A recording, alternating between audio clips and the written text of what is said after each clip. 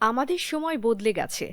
বাংলাদেশ আর সেই দিনগুলোতে নেই যখন প্রতিরক্ষা মানেই কেবল ত্রাণ পাঠানো বাহিনী বা পরনির্ভরশীল কিছু সামরিক সরঞ্জাম। ২০২৫-২৬ অর্থবছরের প্রতিরক্ষা বাজেট ৫০ থেকে ৫৫,০০০ কোটি টাকা। বাংলাদেশের সামরিক ইতিহাসে এক বিশাল মোড়। এটা শুধু অর্থের অঙ্ক নয়, এটা আমাদের আকাঙ্ক্ষার প্রতিফলন। নিজেদের নিরাপত্তা নিজেদের হাতে তুলে নেয়ার এক সাহসী সিদ্ধান্ত। বছরের পর বছর অবহেলা আর অগ্রাধিকারের অভাবে আমাদের প্রতিরক্ষা ব্যবস্থা ছিল সীমিত। বাজেটের প্রায় ৭০% চলে যেত বেতন, রসদ আর রক্ষণাবেক্ষণে। আধুনিক অস্ত্র কেনার জন্য যা থাকত তা দিয়ে একটি যুদ্ধ বিমান কেনাও ছিল অসম্ভব।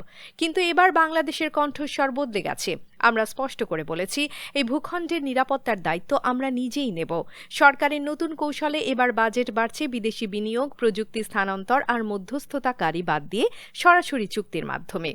এটা একটা নতুন বাংলাদেশ, যে জানে কিভাবে কৌশল নিতে হয় আর কিভাবে নিজের অবস্থান দৃঢ় করতে হয়। ত্রিশক্তির পুনর্জাগরণ। আমাদের সেনাবাহিনী, নৌবাহিনী ও বিমান বাহিনী, এই তিন শক্তি এবার একসাথে জেগে উঠছে। বাংলাদেশের আকাশরক্ষী বাহিনী দীর্ঘদিন ধরে দুর্বল ছিল। MiG-29, F-7 পুরনো, অপ্রাসঙ্গিক প্ল্যাটফর্ম।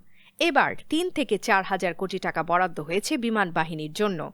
চীনের J-10C মাল্টি-রোল ফাইটার জেট আসছে আমাদের স্কোয়াড্রনে।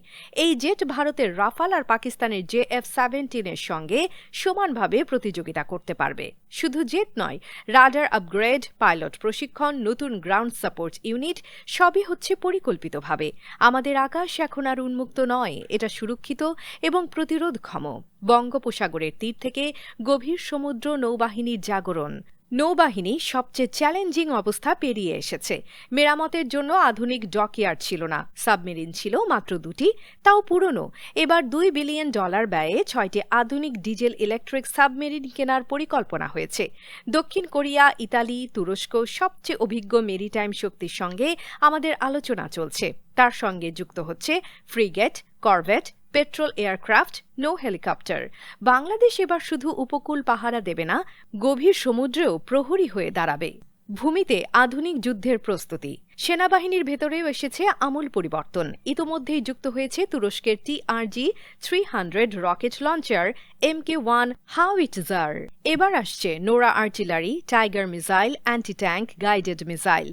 আরও শক্তি হচ্ছে আলতাই ও হারিমাও ট্যাঙ্কের সম্ভাব্য চুক্তি। এগুলো শুধু অস্ত্র নয়, এগুলো হচ্ছে প্রতিরোধের প্রতীক।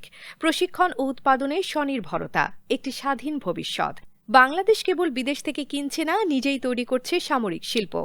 নরসিংদী ও টাঙ্গাইলে গড়ে তোলা হচ্ছে ড্রোন ও হালকা অস্ত্র তৈরির কারখানা। বেকার ও রকেটসানের মতো বিশ্বমানের কোম্পানি প্রযুক্তি হস্তান্তরে সম্মত।